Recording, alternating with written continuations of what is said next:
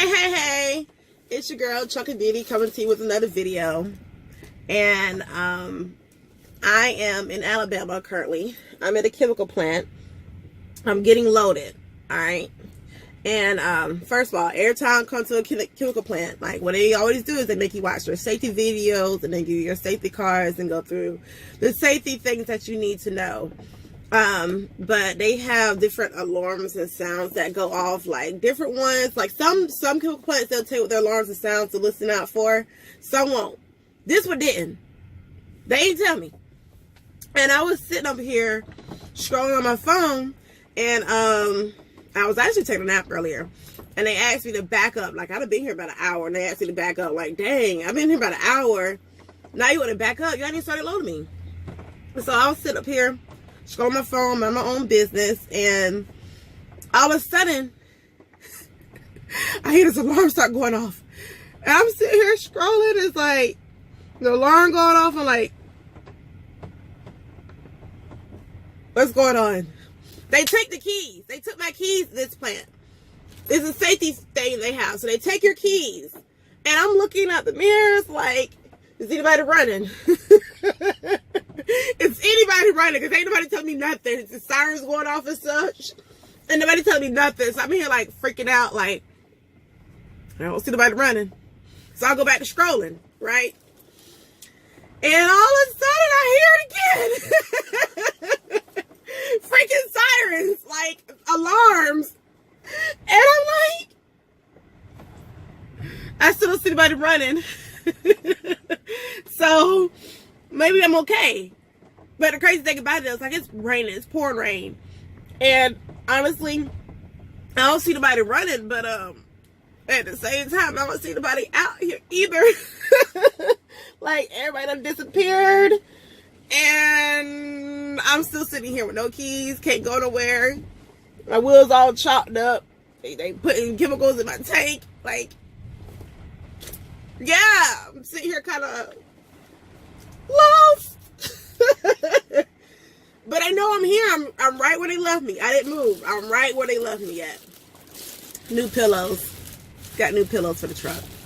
It's really white and I'm really vibrant. Yeah. So, you guys, let me tell you a little bit about how it has been a female trucker, because I'm sure a lot of ladies want to know, like, what are the things you go through on a day-to-day basis. And I'm going to tell you a few of them. Not everything, because everything's a lot, okay? It's a lot. But for some people who want to know, they're probably trying to jump out there in the trucking world.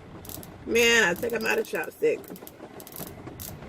And I want to jump out in the trucking world. Just a little bit about, like, what goes on. Trash this. So, how's it being a female trucker? You're a lady in a man's world. So, sometimes don't be surprised if people underestimate you and assume you can't do what they're doing. Don't be surprised when you get hit on, especially if you're cute. That happens a lot. It's quite annoying.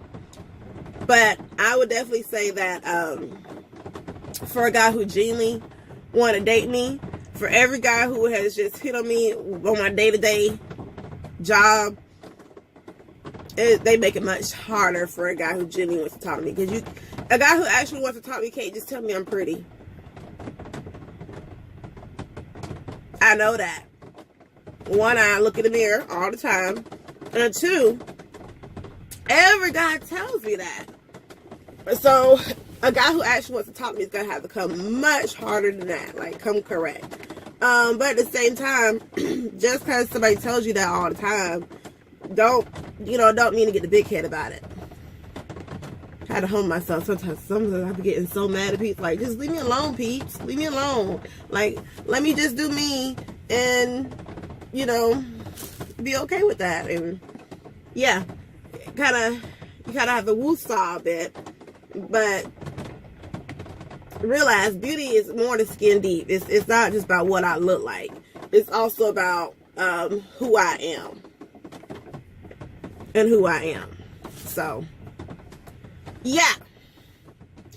You get hit on a lot.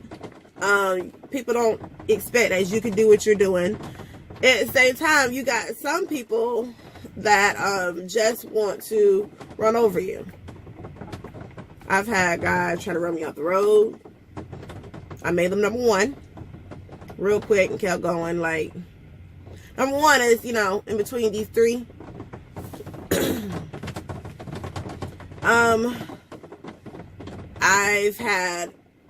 I have guys cut me off. Guys run me off, try to run me off the road. Well, it wasn't really off the road. Well, twice. It happened twice. And one was off the road. One was like coming onto an exit, like he would not move. So, and at that time, I'm going to say, I don't know if he necessarily knew what was going on, because I had just got my 13 speed. It was the first time pulling it from the dealership to the place where I was going. Wasn't that far, but I had to get on the interstate, and I was kind of like, dang, I should look at this gear pad a little harder or something. Let me like figure out what gear, because I was trying to drive like a 10 speed, and I was going the wrong gears. And 10 speed is double H, and 13 speed is an H, a single H, and that's how I reference it. It's a double H and a single H. It looked like a double H, but it's not. Like, if you look at the pattern, it's not. And the second time, there was a guy who I was coming out. Alright, this is how this happened. I got on the interstate, and about 5 miles, no, I'll say realistically, about 20 miles.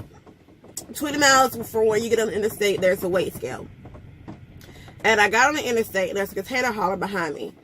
Well, he got mad because, like, I'm getting on the interstate, and I'm pulling 91,000 pounds. I'm not going to just get up and go. I'm not. I'm going to work my speed up, and then I'm going to pull through and go. And that's what I did.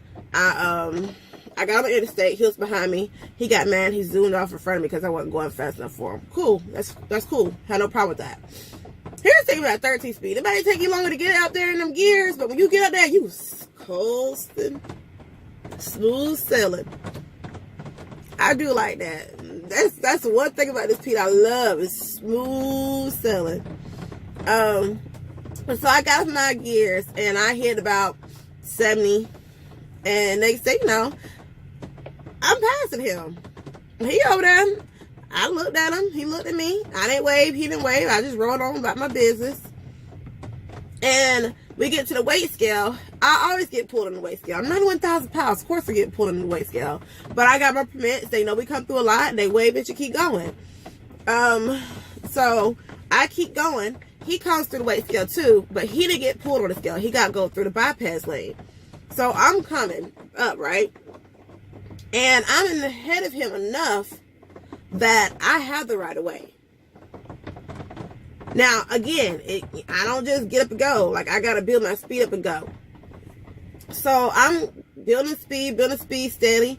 And he's back there. He's way back there. You know, this is enough that I see him, but, you know, I got the right of way. I got the distance that I can go. Well, dude, zooming on the gas. I'm building speed. Y'all, I had to stop my tank, because dude was about to hit me. And then we would have some real problems. Real problems. So, and it was right there at the weight scale. Like, I'm pretty sure one of the officers saw this. But, whatever. Get back on up speed. Here we go again on the interstate. Now, right when I'm getting ready to pass him, he's getting off the exit.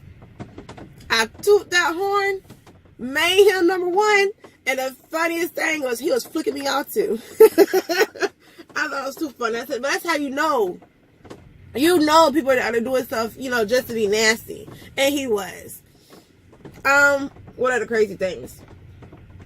You always want to close your curtains. Like, I think that goes without saying, but I'm going to say it for some people that just don't, you know, maybe wouldn't think about that. You have curtains in the front of your trunk. Like, see, my curtains are right here behind me. Close your curtains at night, when you park, whatever, for any reason. Close your curtains, because you'd be surprised how people just walk by or drive by and just looking in your truck. Creepers, yes, I know, but it does happen. So always close your curtains. Being a female truck driver, I wouldn't say it's difficult. I've definitely learned some things outside of driving a truck. Like, I learned how to change my mud flaps. I had a trailer the other day. I had to change a mud flap on. I ain't know how to do that, but I know now. People be willing to help you sometimes, you know. There was a random guy at a truck stop. I needed a wrench. I didn't have one. He let me borrow his, and if I needed help, he would have helped me. He actually wanted to do it for me, but I want to do it myself. Like, that's the point of learning. So you get help sometimes. Sometimes, you know, getting help from people comes with what they say a price. No, I don't want your help. Keep moving. I don't need your help because you're not going to hold anything over me. Not me. I'm not that one. Other things about being a female truck driver, I think it's pretty dope, honestly. I think it's dope. Who said we can't do what everyone, you know, like what men do? You get a lot of guys who sign down on it, but you get a lot of guys who also like, they be like, girl, go, do your thing. A lot of guys will tell you, I love to see a woman do a man's job. And a lot of guys be like, you a woman, you need to stay in a woman's place. It's either way. It goes back and forth. You know, it's 50-50 kind of thing, in my opinion. But I think it's dope. I do. Do it while you can. I'm going to do it while I can. Look, you guys. Where I'm at, I'm not supposed to have my camera on. Although I'm just recording myself in, like, the seats and this pillow. I'm going to go ahead and turn this camera off and try to figure out where everybody went, because the blinds went off and everybody disappeared, and I'm just sitting here still. But it's your girl Chucky Beauty, just going to come to you quick another video, and I'ma holler at you later.